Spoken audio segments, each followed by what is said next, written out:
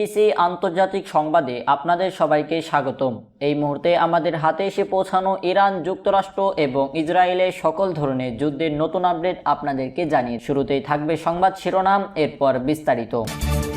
চুক্তি না হলে ইরানের জন্য খুব খারাপ সময় অপেক্ষা করছে, কঠোর হুমকি দিলেন ডোনাল্ড ট্রাম্প। ইরানে পুনরায় হামলার বিষয়ে চূড়ান্ত সিদ্ধান্তের মুখে ট্রাম্প। যৌথ অভিযানে আইএসের সেকেন্ড ইন কমান্ড নিহত ডোনাল্ড ট্রাম্প। দর্শক, এতক্ষণ শুনছিলেন সংবাদ শিরোনাম, এখন বিস্তারিত। চুক্তি না হলে ইরানের জন্য খুব খারাপ সময় অপেক্ষা করছে, কঠোর হুমকি ডোনাল্ড ট্রাম্পের। শীঘ্রই কোনো শান্তি চুক্তি না হলে ইরানের জন্য খুব খারাপ সময় অপেক্ষা করছে বলে করা হুঁশিয়ারি দিয়েছেন মার্কিন প্রেসিডেন্ট ডোনাল্ড ট্রাম্প। ফরাসি গণমাধ্যম BFM টিভিকে দেওয়া এক সাক্ষাৎকারে তিনি একথা বলেন। ট্রাম্প বলেন, ইরানিদের জন্য একটি চুক্তিতে পৌঁছানোই সবচেয়ে ভালো হবে। তারা যদি তা না করে তবে তাদের খুব খারাপ সময় পার করতে হবে।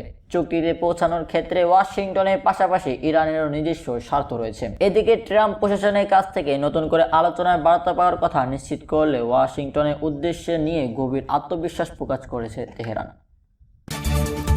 এরপরে আপনাদেরকে জানিয়ে দিব ইরানে পুনরায় হামলার বিষয়ে চূড়ান্ত সিদ্ধান্তের মুখে ট্রাম্প। চীন সফর শেষে ওয়াশিংটনকে ফিরে মার্কিন প্রেসিডেন্ট ডোনাল্ড ট্রাম্প ইরানের বিরুদ্ধে সামরিক অভিযান পুনরায় শুরু করার বিষয়ে তীব্র চাপের মুখে পড়েছেন। কূটনৈতিক কোনো বড় ধরনের সাফল্য না আসায় মার্কিন প্রতিরক্ষা দপ্তরের পেন্টাগন শীর্ষ উপদেষ্টা তেহরানের বিরুদ্ধে নতুন করে সামরিক হামলা চালানোর বিভিন্ন পরিকল্পনা ও বিকল্প প্রস্তাব তৈরি করেছে। তবে এ বিষয়ে এখনও চূড়ান্ত কোনো সিদ্ধান্ত নেননি প্রেসিডেন্ট ট্রাম্প এবং পুরো পরিস্থিতি এখন তার চূড়ান্ত অনুমোদনের অপেক্ষায় রয়েছে। পেন্টাগনের কর্মকর্তারা জানিয়েছেন, গত এপ্রিল মাসে শুরু হওয়া সামরিক যুদ্ধবিরতির কারণে স্থগিত হয়ে যাওয়া অপারেশন এপিক ফিউরি পুনরায় চালুর জন্য খসড়া পরিকল্পনা তৈরি করা হয়েছে।